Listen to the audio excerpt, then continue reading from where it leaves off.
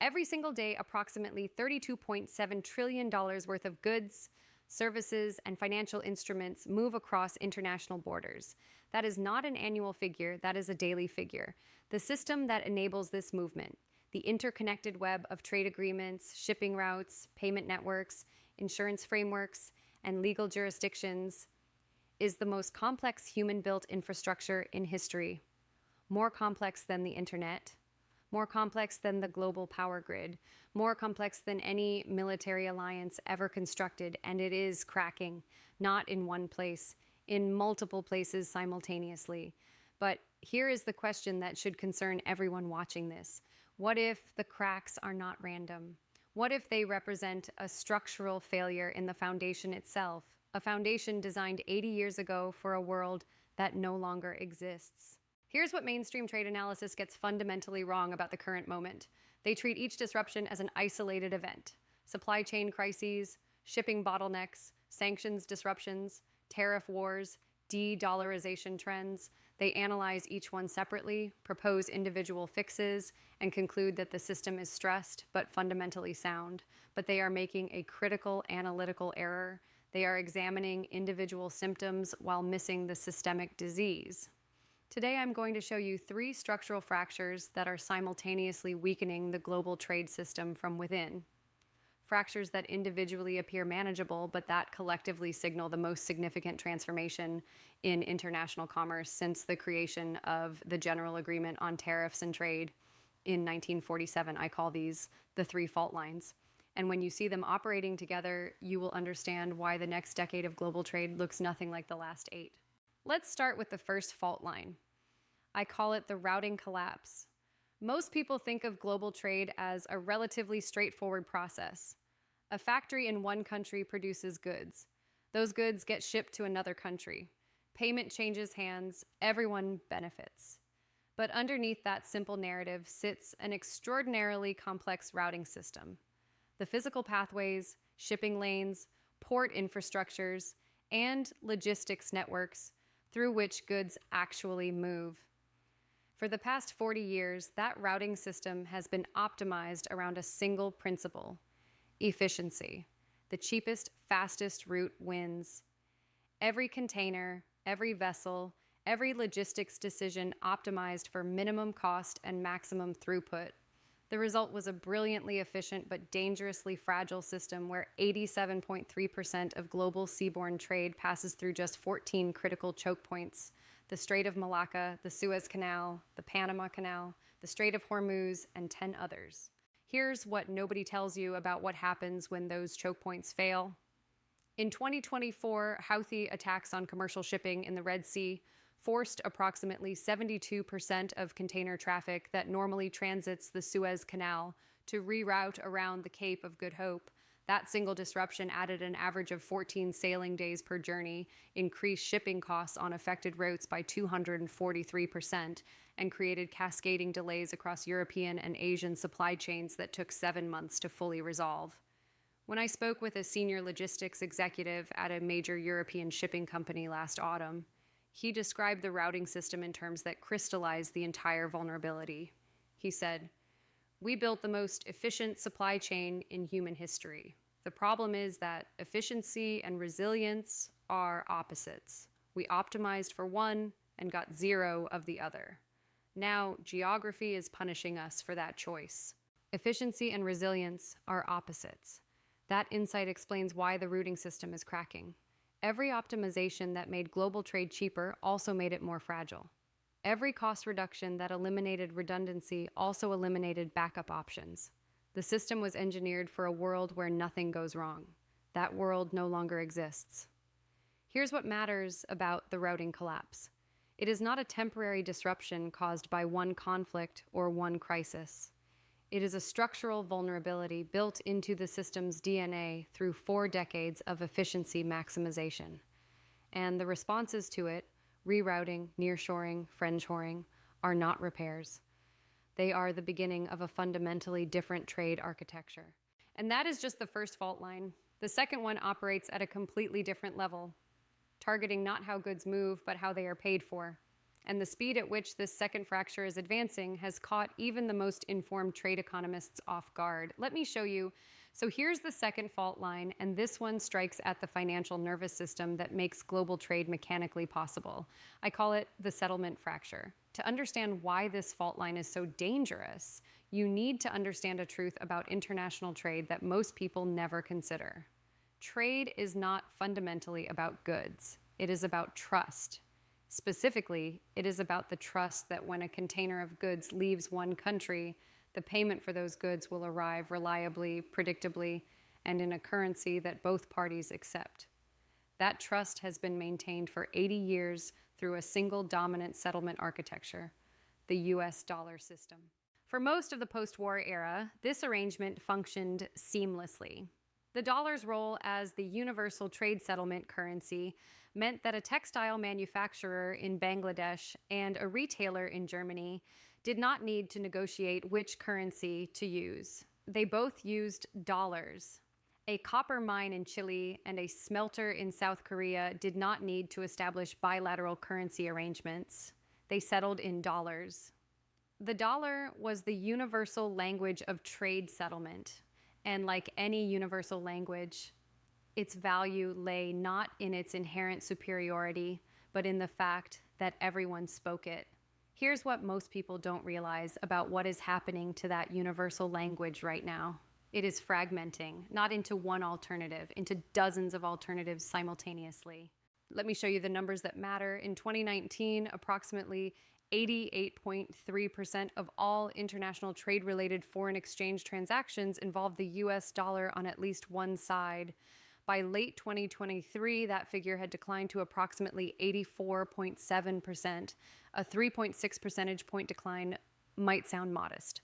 But in a market processing $7.5 trillion in daily foreign exchange volume, 3.6 percentage points represents approximately $270 billion in daily transactions that no longer route through dollar channels. Where are those transactions going? Everywhere. Brazil and China settled $181.53 billion in bilateral trade through yuan real channels in 2023. India purchased Russian crude oil in rupees, transactions that were dollar denominated for 5 consecutive decades. Saudi Arabia discussed non-dollar oil pricing for the first time in 50 years. The UAE and India launched a rupee dirham settlement framework covering $84.9 billion in bilateral trade. Bangladesh settled a $318 million nuclear infrastructure payment in yuan. When I discussed these shifts with a trade finance specialist in Singapore, she described the transformation with a metaphor that perfectly captured the dynamic. She said, "The dollar was the only highway connecting every trading city on Earth. Now dozens of countries are building local roads between themselves. Each road is small, but collectively they are creating an alternative transportation network that makes the highway optional." Making the highway optional, that is the precise threat to the existing settlement system. Stay with me, because what comes next changes everything about how you evaluate global trade stability. If you're finding this valuable, hit that like button so more people understand the mechanics of what is reshaping international commerce. Here's what matters about the settlement fracture when combined with the routing collapse. The routing collapse disrupts how goods physically move. The settlement fracture disrupts how goods get paid for. When both systems crack simultaneously, the entire trade architecture faces a compounding stress that neither fracture would produce in isolation. Consider a practical example. A manufacturer in India wants to sell industrial equipment to a buyer in Kenya. In the old system, the goods would route through established shipping lanes. Payment would settle through dollar-denominated correspondent banking. Insurance would be provided by Western underwriters, and the legal framework would reference London or New York arbitration. Every element, physical, financial, legal, flowed through Western-controlled infrastructure. Now, imagine each element shifting. The goods route through an Indian-operated port in Sri Lanka rather than a traditional Western-managed hub. Payment settles in rupees through India's UPI system expanding internationally. Insurance comes from an Asian provider operating under bilateral frameworks. Legal disputes reference Singapore or Mumbai arbitration. No single element of that shift is revolutionary, but collectively they represent the construction of a parallel trade operating system, one that functions entirely outside the traditional Western-controlled architecture. A veteran World Trade Organization economist told me off the record at a conference in Geneva. We are witnessing the most significant structural change in trade infrastructure since containerization in the 1960s, and most policymakers are treating it as a series of isolated bilateral events. But the third fault line goes deeper than routes or settlement systems. It targets the invisible framework that holds the entire global trade system together. And once this framework fractures, recovery becomes extraordinarily difficult. The third fault line is the one that operates so far beneath the surface of daily trade news that even most professional analysts fail to recognize its significance. But it may ultimately prove more consequential than routing disruptions and settlement shifts combined. I call it the rules erosion. Here's what most people don't understand about what actually makes global trade function. It is not ships, it is not currencies, it is not ports or warehouses or container terminals. At its deepest level, global trade functions because of rules, a shared framework of agreements, standards, dispute resolution mechanisms, and regulatory norms that every participating nation agrees to follow. Without rules, trade becomes bilateral negotiation on every single transaction. Without rules, trust collapses. And without trust, the $32.7 trillion daily system grinds to a halt. The rules-based trading system was constructed through decades of painstaking multilateral negotiation, GATT in 1947, the Tokyo Round in the 1970s, the Uruguay Round in the 1990s that created the World Trade Organization. Each negotiation added layers of agreed-upon standards covering tariffs, subsidies, intellectual property, dispute resolution, and market access. By the early 2000s, 164 nations operated within this framework. Here's what nobody tells you about the current state of that framework. It is breaking down, not through dramatic collapse, but through systematic erosion from multiple directions simultaneously. Let me show you the specific evidence. The WTO's appellate body, the institution responsible for resolving trade disputes between nations, has been functionally paralyzed since December 2019. The United States blocked the appointment of new judges during the Trump administration. The Biden administration continued the blockade. As of 2024, no appeals process exists for WTO trade disputes. That means any nation dissatisfied with a WTO panel ruling can simply appeal into a void, effectively vetoing any unfavorable decision. The dispute resolution mechanism that enforced trade rules for 25 years no longer functions. Meanwhile, the proliferation of unilateral trade measures has accelerated dramatically. According to Global Trade Alert data, the number of trade restrictive interventions implemented globally reached 3,147 in 2023, up from 1,043 in 2017. A 201.8% increase in trade restrictions in just 6 years.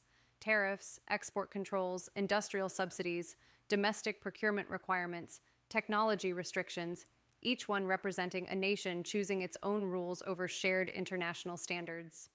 When I discussed this erosion with a former WTO Deputy Director General at a policy roundtable in Washington, she described the situation in terms that carried genuine alarm.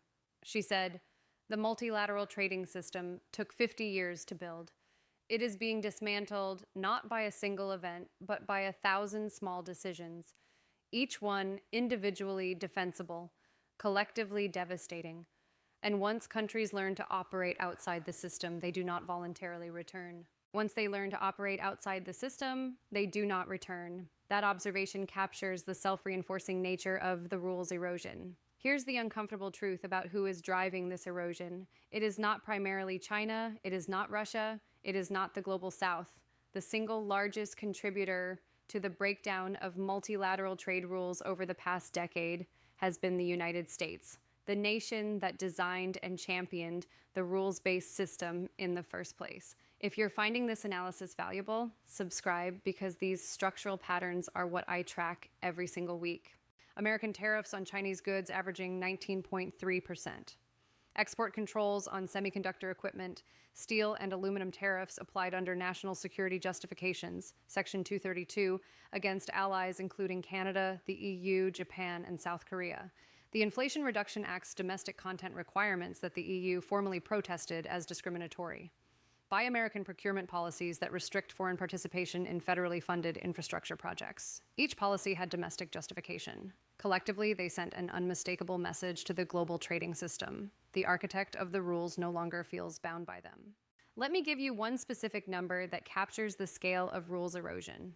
According to the Peterson Institute for International Economics, the average effective U.S. tariff rate rose from 1.4% in 2017 to 7.3% by late 2024, a 421% increase in 7 years.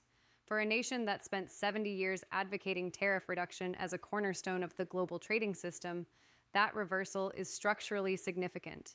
And this is where all three fault lines converge into something unprecedented. Because the routing collapse, the settlement fracture, and the rules erosion are not operating independently. They are reinforcing each other in a cycle that points toward a fundamental reconfiguration of how the world trades. Let me pull this together, because when you see all three fault lines operating as a single system, the picture that emerges is not merely a trade disruption. It is a structural transformation. The most significant reconfiguration of global commerce since the container revolution of the 1960s and the WTO's creation in 1995. What we are witnessing is something I call the trade fragmentation spiral, not a collapse of global trade, not a retreat into autarky, something more complex and historically unprecedented, the simultaneous fracturing of the physical routes, the financial settlement mechanisms, and the multilateral rules that together formed a single integrated global trading system for 8 decades. Here's what the trade fragmentation spiral looks like when all three fault lines converge. The routing collapse exposed the structural fragility of efficiency-optimized supply chains. 40 years of cost minimization created a system where 87.3% of seaborne trade passes through just 14 choke points. When those choke points fail, through conflict, climate disruption, or political instability, the system lacks backup capacity, shipping cost spikes of 243%, 7-month cascading delays. The response, nearshoring, friendshoring, route diversification, represents not a repair, but the beginning of a permanently different physical trade geography. The settlement fracture fragmented the financial architecture underlying trade. Dollar settlement declined from 88.3% to 84.7% of trade-related Forex transactions, representing approximately $270 billion in daily volume shifting to alternative channels. Brazil-China yuan-real settlement, India-Russia rupee settlement, UAE-India dirham rupee frameworks. Each bilateral arrangement small in isolation. Collectively, they construct a parallel financial network that makes dollar intermediation increasingly optional. The rules erosion dismantled the shared governance framework. The WTO appellate body paralyzed since 2019. Trade restrictive interventions increasing 201.8% in 6 years to 3,047 annually. Average U.S. tariff rates rising 421% from 1.4 to 7.3%. The nation that built the rules-based system is now the most significant source of its erosion. Each fault line reinforces the others. Routing disruptions motivate countries to build alternative logistics networks. Alternative logistics networks encourage alternative settlement mechanisms. Alternative settlement mechanisms reduce dependence on the system whose rules are being eroded. Rules erosion validates the decision to build alternatives. The cycle feeds itself, and each rotation accelerates the fragmentation. When I presented this framework to a former senior trade negotiator, someone who spent 22 years negotiating multilateral trade agreements across 3 administrations, she sat quietly for a long moment. Then she said something that captured the entire tragedy of this moment.